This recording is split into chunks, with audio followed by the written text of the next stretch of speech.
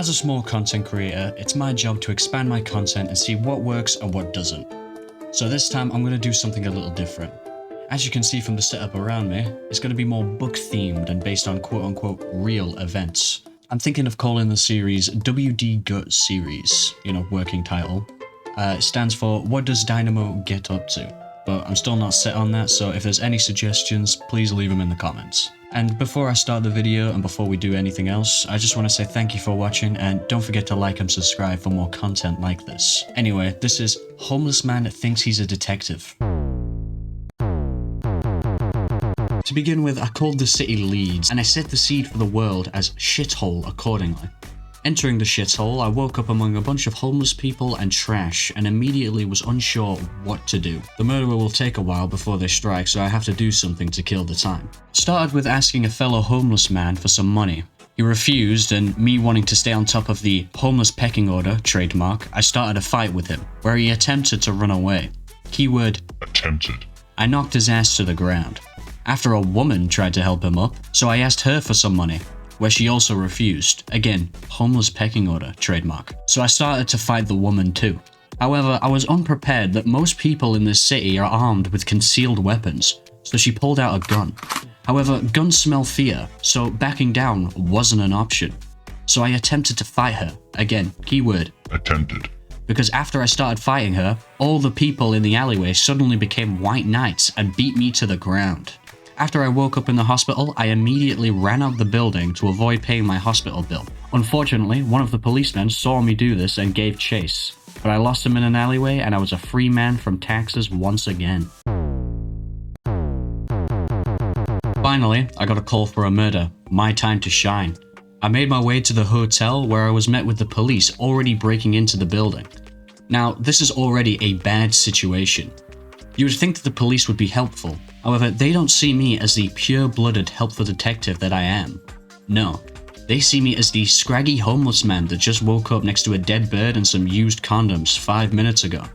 So, like any police force, they attacked as soon as I got close. So after they attacked, the homeless pecking order kicked in and I started to fistfight the police. Then a second cop showed up aiming at me and shot his partner. So that's one person that's fell victim to my sloppy detective work. Inadvertently, but still.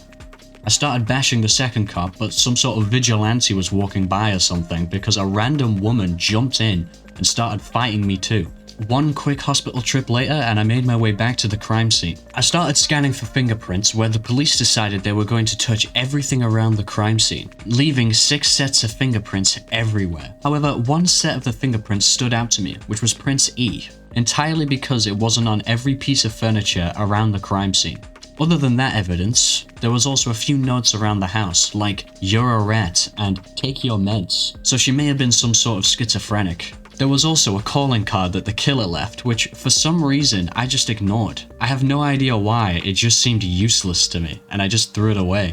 Anyway, I walked outside and found that random vigilante from earlier, where she told me she saw the murderer. Great, I thought, thinking she was going to give me some helpful evidence, but all she told me was that the murderer was tall, and that it was none of my business. I was thinking of just arresting her on the spot, just for being unhelpful. However, I believe in efficiency, so all I did was look around the hotel for clues until the next murder. The second murder happens, and here's a quick rundown. Run to the murder location. The police are already there. Attempt to enter the crime scene. The police chase me away. I try again. I run past the police and jump into a vent next to them. They lose me immediately. Climb into the house, wait for the police to leave, enter the crime scene. Check the body for who they are and any sort of connection to the last victim. I completely missed the calling card that the murder left on the floor next to the body. I start getting hungry. I steal some milk and put some meat on the stove. Undevelop object permanence and completely forget about the meat on the stove.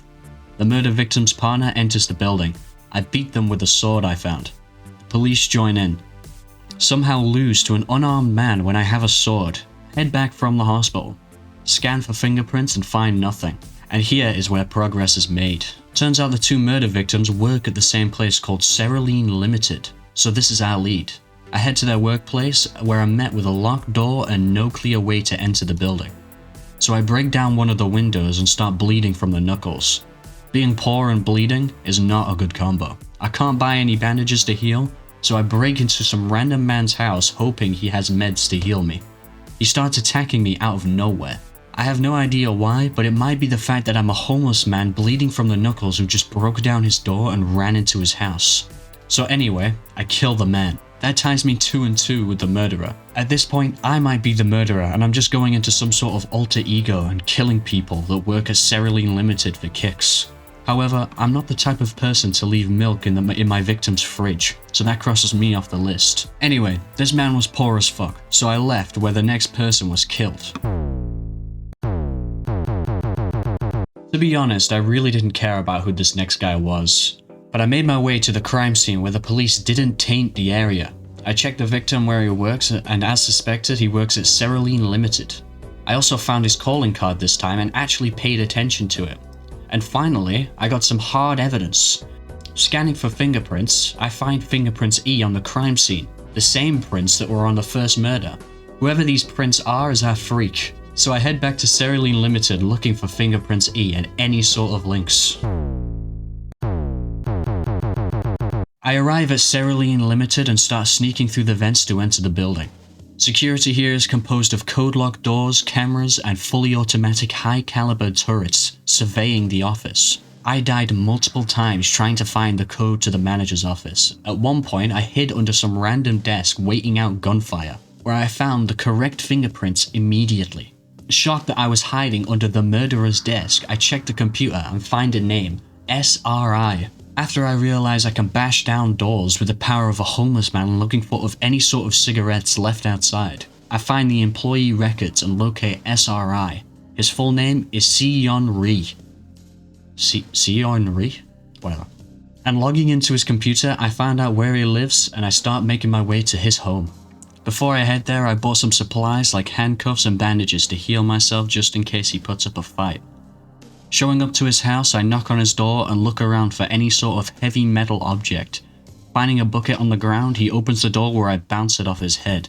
Somehow, he just shrugged off the brain damage I just gave him and started chasing me, where I pulled out a knife and ran into his house. This is a smart move on my half, because if I need to perform any sort of CIA interrogation techniques, I can do them away from the public eye. Anyway, I knocked him to the ground and handcuffed him. After, I started looking around his house that was clearly decorated as a septic tank, looking for clues. I couldn't find anything, so I just started interrogating him, where he acts like nothing's happened. Definitely the brain damage kicking in. I ask him how he's doing and he just says he's grateful to be alive, which if I had a head dent like that, I would be too, honestly. I ask him if he's seen anything suspicious and he says, I wish I could, but no, I haven't.